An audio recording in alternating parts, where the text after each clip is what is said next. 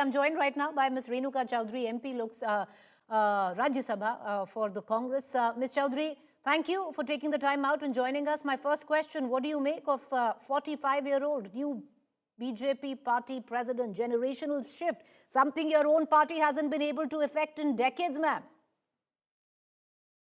I don't think that's the right approach. I congratulate Mr. Nitin Nabin. Yes, it's very good that he's come. He's been a five-time MLA. This is his fifth term.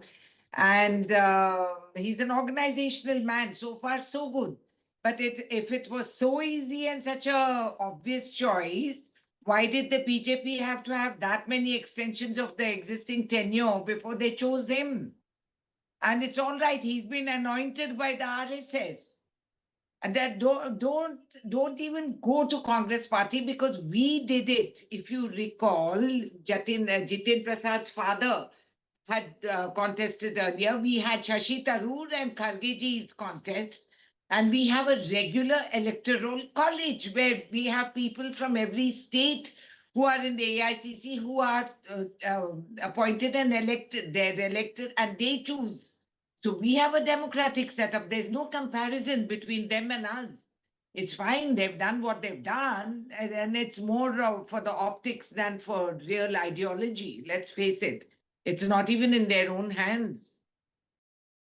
No, ma'am, what you say about a democratic process, okay, you have a point to say that he was elected unopposed, but that has been the way the BJP has been electing their presidents ever since. But the larger question, Ms. Chowdhury, is look at the BJP. Because the organizational structural changes that you see point to a generational shift. You have a 45-year-old man who's at the helm of affairs at the party. He will be leading the BJP into general elections 2029. Look at the chief minister choices. A 55-year-old in the chief minister of Maharashtra, a young chief minister in Mr. Yogi Adityanath. Look at in Delhi, look at in Assam. Similarly, you have a young chief minister in so many states, which I named, Assam, Delhi, Maharashtra, UP. There is a strategy behind it, which your party still struggles to do. And there are multiple examples I can get into. You think that the BJP doesn't have internal fights? They can't even articulate. At least we talk. We are allowed to talk. We have the freedom to discuss, disagree, and forge ahead. I mean, after Kharge Saab and Tharoor's election, it's pretty obvious it was a genuine election. Shashi Tharoor also got some votes. He did get some votes, and he was comparatively younger to Kharge Saab.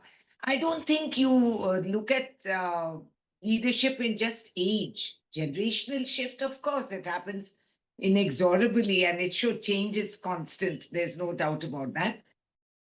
But Ms. Chowdhury, that's where the denial comes in, no? Because I'll give you examples where you've paid a political price of not effecting those generational changes when you could have and you should have, which is your party. Look at the example of Madhya Pradesh, where you had to let go of a Jyotiraditya Scindia at the cost of a Kamal Nath. Look what played out in the state of Rajasthan between an Ashok Gehlot and a Sachin Pilot. If these changes were effected when your party was at its peak in power, it would have been easier for your party structurally and organizationally today. Winning and losing an election was basically because of age-related selections of chief minister candidates. Do you really believe that? If you look at the world order, what is the average age? I don't think Trump is a little spring chicken. And for that matter, neither is Putin and neither is Sheikh Hasina, neither is anyone in our immediate neighborhood, neither is Jinping. So, I mean, let's not put it down just to age. Those are posturing, which the BJP is very good at doing. They have not had the courage to hold an open election or give you the thing. And let's watch how much autonomy this poor young man will have. I mean, this is a party where the vice president of the country can't open his mouth without getting his head chopped off. And neither does the organization like an election commission have any autonomy or freedom. And we've seen the great appointments that they have done in Parliament, in Rajya Sabha, the people they have brought forward, who have given them great judgments in courts and who have come into Parliament the next day. So, I mean, I don't think you can even begin to compare what's happening. I wish Mr. Nabin all the very best, and let's hope that he can deliver to their front, because the past history doesn't show any great glory.